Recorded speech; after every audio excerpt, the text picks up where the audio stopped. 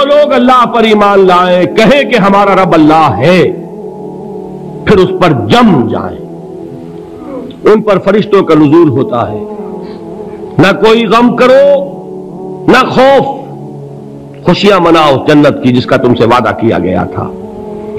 اللہ کی ربوبیت پر اطمینان جب انسان کو ہو جاتا، میرا رب اللہ ہے، ربی اللہ، انسان کے لیے نہ کوئی کھٹکا، نہ کوئی خطرہ، نہ کوئی خوف، نہ کوئی حزن۔ جو کچھ ہو رہا ہے کس کے اذن سے ہو رہا ہے؟ اللہ کے اذن سے۔ اللہ کے اذن کے بغیر پتا تک نہیں ہلتا۔ یہ کوئی اندھا بہرا مادہ نہیں ہے جس سے مجھے کوئی خوف ہو۔ اندھا بھینسا چلا آ رہا ہو اس سے تو ڈرنے کا ہر انسان کو ڈرنا چاہیے، نہ معلوم کس کو ٹکر مار دے، لیکن نہیں، اس کائنات کو چلانے والا ایک سمیع و بصیر خدا ہے، وہ جو میرا دوست ہے، میرا ولی ہے۔ اللہ ولی الذین آمنوا یخرجہم من الظلمات الی النور۔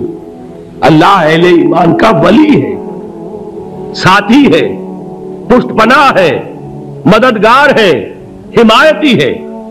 بتائیے جسے یقین ہو جائے کہ اللہ میرا مددگار، اللہ میرا محافظ، اللہ میرا پشت پناہ، اللہ میرا حمایتی، اس کے لیے کوئی خوف ہوگا؟ اس سے کوئی ڈر ہوگا؟ میں مثال دیا کرتا ہوں ایک بہت سادہ، پنجاب کے دیہات کی۔ وہ بڑا چودھری ہے اور کوئی غریب کسان ہے، اس غریب کسان کے جانوروں کو ہر وقت اندیشہ ہوگا چوری کا، کوئی میری بھینس کھول کر نہ لے جائے، کوئی میرا بیل کھول کر نہ لے جائے۔ لیکن جس کے بارے میں یہ سب کو معلوم ہو کہ وہ جو بڑا چودھری ہے وہ اس کا دوست ہے، اس کی بچیا کو کوئی خوف ہوگا؟ اس کی بھینس پر کوئی ہاتھ ڈالے گا؟ اسے کوئی اندیشہ ہوگا؟ نہیں۔ کیوں؟ کہ وہ بڑا چودھری، بڑا اس کا یہاں کا سردار، جاگیردار، سب کو معلوم ہے وہ میرا دوست ہے، کوئی میرے خلاف اقدام نہیں کر سکتا۔ اس دنیا میں یہ چھوٹی سی بات اگر آپ کے دلی اطمینان اور سکون کا باعث بن سکتی ہے تو ذرا تصور کیجئے۔ میں لفظ تصور استعمال کروں گا صرف اس لیے کہ اس کا ہم جس کو کہتے ہیں ادراک اور شعور کر نہیں سکتے، اگر کے ساتھ کر سکتے۔ اگر یقین ہو کہ اللہ میرا مددگار اور یقین ہو کہ اللہ ہر آن میرے ساتھ ہے، پھر کوئی خوف؟ کس کا خوف؟ کوئی شے اللہ سے بالا تر ہے؟ کوئی قوت اس سے زیادہ طاقتور ہے؟ کوئی اس کے ارادے کو بدلنے والا ہے؟ کوئی اس کی مشیت کے آڑے آنے والا ہے؟ یہی بات ہے جو حضور نے فرمائی، یہ ایمان کا حاصل ہے لب لباب،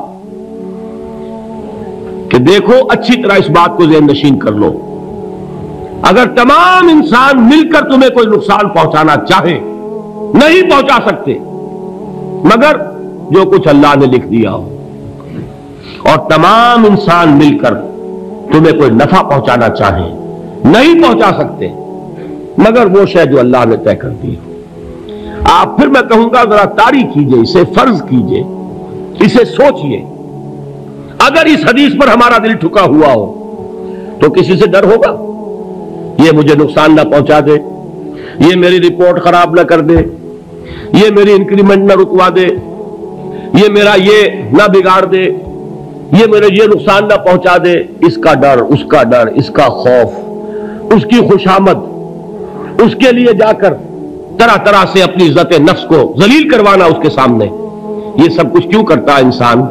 جب سمجھتا ہے کہ اس کے ہاتھ میں میرا کوئی نفع ہے، اس کے ہاتھ میں میرے لیے کوئی ضرر ہے، یہ مجھے کوئی گزن پہنچا سکتا ہے، یہ مجھے کوئی نقصان پہنچا سکتا ہے، یہ میرا کوئی کام بنا سکتا ہے، یہ میری کوئی ضرورت پوری کر سکتا ہے، اسی کا نام شرک ہے۔ جہاں آپ نے یہ سمجھا کہ غیر اللہ کے اندر کوئی طاقت موجود ہے وہی شرک ہے۔ بتوں سے تجھ کو امید خدا سے نو امیدی، مجھے بتا تو صحیح اور کافری کیا ہے؟ شرک تو یہ ہے جس پر بھی تمہیں یہ خیال ہے کلمہ ہے، یہ کلمہ سوم لا حول ولا قوت الا باللہ، ذرا اس پر دل کو کبھی اگر آپ تصور کریں، پھر فرض کریں، دل ٹھک جائے اس پر، کوئی طاقت نہیں۔ یہی بات تھی جو شیخ عبد القادر جیلانی رحمت اللہ علیہ نے اپنی وصیت میں اپنے بچے سے کہی. 11ویں دینے والے ہیں، لیکن حضرت شیخ عبد القادر جیلانی کی وصیت اور تعلیمات کو کتنے لوگ ہیں جانتے ہو؟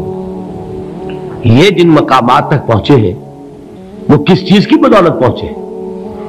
انہوں نے جو پیغام دیا وہ کیا تھا؟ اے میرے بچے، جس طریقے سے قرآن مجید میں حضرت لقمان کی نصیحتیں جو ہے نقل کر دی گئی ہیں، میں یہ عرض کروں گا بالفرض اگر قرآن حضرت عبد القادر جیلانی کے بعد نازل ہوا ہوتا تو شیخ عبد القادر کی یہ نصیحتیں بھی قرآن میں درج ہوتی. اتنی اونچی نصیحتیں ہیں. اے میرے بچے، اس حقیقت کو ذہن نشین کر لے، لا فاعل فی الحقیقت ولا مؤثر الا اللہ. اس کائنات میں نہ کوئی فاعل حقیقی ہے نہ مؤثر حقیقی ہے سوائے اللہ کے. کسی شے میں کوئی تاثیر نہیں اگر اللہ نہ چاہے. آگ جلا نہیں سکتی اگر اللہ نہ چاہے. پانی ڈبو نہیں سکتا اگر اللہ نہ چاہے. زہر ہلاک نہیں کر سکتا اگر اللہ نہ چاہے. کوئی چیز فائدہ نہیں پہنچا سکتی اگر اللہ نہ چاہے. تو در در پہ کیوں سر جھکاتے ہو؟ در در پر کیوں جبیں سائی کرتے ہو؟ سب کے سامنے کیوں ہاتھ پھیلاتے ہو؟ ایک اللہ سے مانگو، ایک اللہ کے سامنے زمین پر اپنی جبین رکھو.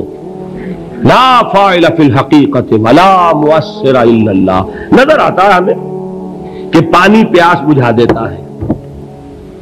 پیاس بجھانے کی صلاحیت پانی میں نہیں ہے، اللہ کے اذن سے. کھانا بھوک مٹا دیتا ہے، بھوک مٹانے کی صلاحیت کھانے میں نہیں ہے، اذن رب میں ہے. دیکھیے یہی یقین تھا. حضرت موسیٰ علیہ السلام کا واقعہ یاد کیجئے. سامنے سمندر آ گیا ہے، قوم دیکھتی ہے پیچھے کہ گرد و غبار کا طوفان ہے. معلوم ہوا کہ فرعون اپنے لشکر سمیت آ گیا ہے. لشکر جب چلتا تھا تیز رفتاری کے ساتھ تو گرد و غبار کا جو طوفان اٹھتا تھا اس کا تصور کیجیے. اور لمحہ بلمحہ وہ قریب آ رہا ہے. پوری قوم نے کیا کہا؟ اے موسیٰ انا لمدرکون، اے موسیٰ ہم کو پکڑے گئے. قرآن مجید نے تو یہاں وہ باتیں نہیں لکھی ہیں، لیکن تورات میں یہ درج ہے کہ بنی اسرائیل جھگڑنے لگے، دست و گریبان ہو گئے موسیٰ کے ساتھ. موسیٰ ہمیں یہاں مروایا لا کر، اس سے تو ہم ہی بہتر تھے. وہاں کھانے کو ملتا تھا، زندگی تو تھی، بیگار ہم کر رہے تھے، موت تو نہیں تھی. اب جو کچھ ہوگا اس کا تصور کرو، جس طریقے سے ہمارے ٹکڑے اڑائے جائیں گے. تو لڑ رہے ہیں حضرت موسیٰ علیہ السلام سے. یہ تورات کی تفصیل ہے. قرآن میں صرف اتنا آیا ہے، پریشان ہو کر انہوں نے کہا انا لمدرکون، موسیٰ ہم تو پکڑے گئے. اس وقت موسیٰ کا جواب کیا ہے؟ کلا ان معی ربی سیہدین. نہیں، میرے ساتھ میرا رب ہے، وہ راستہ دے گا. بتائیے کہاں راستہ نظر آ رہا ہے؟ یہ ہے ایمان بالغیب. راستہ نظر نہ آئے تب اللہ پر یقین ایمان ہے. جیب میں پیسے ہوں اور تب دل کو اطمینان ہے تو ایمان کس پر ہوا؟ پیسے پر، اللہ پر نہیں. جب وسائل و ذرائع نہ ہو اور پھر یقین ہو کہ اللہ مسبب الاسباب ہے، وہ اسباب کا پابند نہیں ہے، وہ اسباب کا محتاج نہیں ہے، اسباب اس کے محتاج ہے. اگر یہ یقین ہے تو اللہ پر ایمان ہے. یہ نہیں ہے تو تمہارا ایمان اسباب پر ہے، وسائل پر ہے، ذرائع پر ہے، مادیات پر ہے، اللہ پر نہیں. اس وقت کہاں راستہ تھا؟ کوئی راستہ تھا؟ سمندر ہے اور ادھر سے لشکر آ گیا ہے. کلا ان معی ربی سیہدین. اب دیکھیے ایمان کہہ دینا آسان ہے، ہوا معکم اینما کنتم، جہاں کہیں بھی تم ہوتے ہو اللہ تمہارے ساتھ ہوتا ہے. لیکن اس کا یقین قائم ہو جائے تو زمین و آسمان کا فرق واقع ہو جائے. یہی بات ہوئی حضور کے ساتھ. غار ہے، چھپے ہوئے ہیں محمد رسول اللہ اور آپ کے وہ یار غار ابو بکر صدیق رضی اللہ تعالی عنہ. اقبال نے حضرت ابو بکر کی شان میں چند اشعار کہے صرف، لیکن واقعہ یہ ہے کہ بھاری بھاری نظموں پر اور قصیدوں پر بھاری ہے. طویل ترین نظمیں اور قصیدے ہوں ان پر بھاری ہے. ہمت ابو بکر کی ہمت جو ہے کشت ملت را چو ابر، جیسے بارش سے کھیتی اپجتی ہے، ابو بکر کی ہمت اور عزیمت اس امت کو اسی طرح سینچنے والی ہے۔ ثانیے اسلام و غار و بدر و قبر، وہ دوسرے تھے اسلام میں، دوسرے پہلے کون تھے؟ انا اول المومنین، حضور فرماتے سب سے پہلا ایمان لانے والا میں، دوسرے ابو بکر۔ ویسے ہمارے ہاں یہ چلتا ہے اختلاف، حضرت علی پہلے ہے کہ حضرت ابو بکر پہلے ہے، لیکن اس میں بڑی خوبصورت تطبیق قائم کی ہے علماء نے، اور بہت صحیح ہے۔ چار کے بارے میں فیصلہ ہی مت کرو کہ کون پہلے ہے، ان کی ایک عجیب تقسیم کر دی ہے۔ آزاد مردوں میں، بالغ مردوں میں سب سے پہلے ابو بکر، بچوں میں سب سے پہلے علی، خواتین میں سب سے پہلے خدیجہ، اور غلاموں میں سب سے پہلے زید بن حارثہ۔ بڑی پیاری تقسیم ہے، یہ چاروں ہی پہلے ہیں، ہر ایک کے لیے اولیت ہے۔ اور واقعہ یہ ہے کہ اگر زمانی اعتبار سے تعین ہوگا تو پہلے خدیجۃ الکبریٰ آئیں گی رضی اللہ تعالی عنہ۔ کسی اور سے بات کرنے کی نوبت بعد میں آ سکتی ہے، پہلے تو اہلیہ محترمہ سے بات ہوئی، آتے ہی پہلی وحی ہوئی ہے، ابھی تبلیغ کا حکم نہیں تھا۔ کس کو بتایا واقعہ؟ ابھی اپنی نبوت کی تبلیغ کا تو حکم ہی نہیں آیا۔ واقعہ کس کا ہے؟ وہ خدیجہ کا ہے۔ جب کہا ہے کہ خشیت علی نفسی، مجھے اپنی جان کا اندیشہ ہے، تو کیا جواب دیا خدیجہ نے رضی اللہ تعالی عنہا؟ وہ صدیقۃ الکبریٰ ہے۔ صدیقات جو ہے خواتین، ان میں چوٹی پر خدیجۃ الکبریٰ ہے رضی اللہ تعالی عنہا، اور صدیق جو مرد ہیں ان میں صدیق اکبر ہے ابو بکر صدیق رضی اللہ تعالی عنہ، لیکن صدیقات میں چوٹی پر۔ جب حضور نے فرمایا خشیت علی نفسی، کیا فرمایا؟ کیا عرض کیا؟ کیسے تسلی دی؟ نہیں نہیں، اللہ آپ کو ضائع نہیں کرے گا، آپ غریبوں کے ہمدرد ہیں، آپ مساکین کے تکالیف رفع کرنے والے ہیں، آپ بیواؤں کی سرپرستی کرتے ہیں، آپ مسافروں کی خدمت کرتے ہیں، اللہ آپ کو ضائع نہیں کرے گا۔ یہ یقین ہے اس خاتون کے اندر۔ خیر وہ ایک علیحدہ بات ہو جائے گی۔ میرے دل پر حضرت خدیجہ رضی اللہ تعالی عنہ کی شخصیت کا بڑا گہرا نقش ہے، جو وہ کوئی اور ہی وقت اور موقع ہوا تو بیان ہوگا۔ بہرحال اقبال نے ایک مصرے میں جو چار اولیتیں جمع کر دی ہیں، ہمت او کشت امت را چو ابر، ثانی اسلام و غار و بدر و قبر۔ اسلام میں حضور کے بعد پہلے کون؟ ابو بکر۔ غار میں حضور کے ساتھ کون؟ ابو بکر۔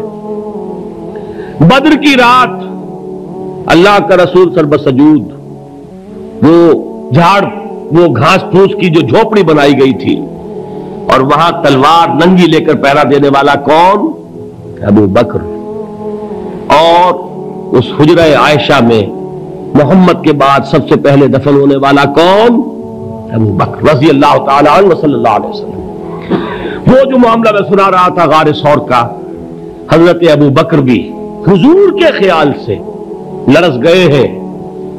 آپ کو یاد ہوگا کہ جا کر پہلے تمام جتنے سوراخ تھے انہیں بند کیا ہے، ایک سوراخ رہ گیا تھا جس کو بند کرنے کے لیے کوئی کپڑا نہیں تھا، وہاں اپنی ایڑی رکھی ہے، تب کہا ہے حضور سے تشریف لائیے، اور اپنے زانو پر حضور کو لٹایا ہے، اور وہاں کسی موذی جانور نے کاٹا ہے، حضور کی آنکھ لگ گئی تھی، اس وقت اس بل کے اندر جو بھی بچھو ہے کیا ہے واللہ عالم، اس نے کاٹا ہے، اس کی تکلیف کی وجہ سے ابو بکر کی آنکھوں سے آنسو ٹپک گئے، حضور کے چہرے مبارک پر پڑے ہیں کہ حضور جاگے ہیں، معاملہ کیا ہے؟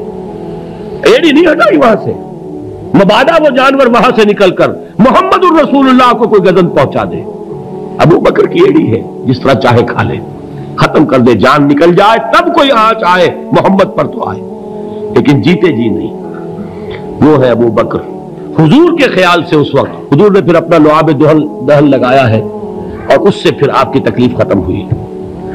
جیسے خیبر میں حضرت علی کی آنکھ دکھ رہی تھی، اس کو جو شفا حاصل ہوئی وہ بھی حضور کے لعاب دہن سے ہوئی۔ تو بہرحال اس وقت انہوں نے کہا ہے کہ اے نبی یا رسول اللہ، اگر اس وقت ان میں سے کسی نے غیر ارادی طور پر بھی اپنے قدموں کی طرف جھانک لیا تو پکڑے جائیں گے۔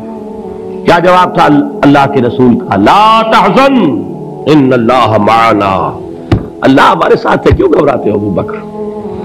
یہ ہے ایمان باللہ، میرا مالک اللہ، میرا رازق اللہ، میرا محافظ اللہ، میرا مددگار اللہ، میرا پشت پناہ اللہ، میرا دوست اللہ۔ یہ دوستی ہے اللہ کی جو لب لباب ہے، حاصل ہے ایمان کا، اسی کا نام ولایت ہے۔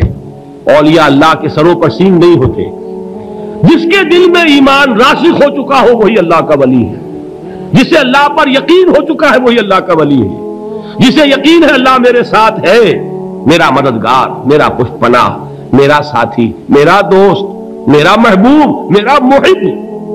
اللہ اہل ایمان سے محبت کرتا ہے۔ واللہ یحب الصادقین، ان اللہ یحب الذین یقاتلون فی سبیلہ صفا کانہم بنیان مرصوص۔ اللہ محبت کرنے والا، اہل ایمان محبوب، اور اہل ایمان محبت کرنے والے اللہ محبوب۔ والذین آمنوا اشد حبا للہ۔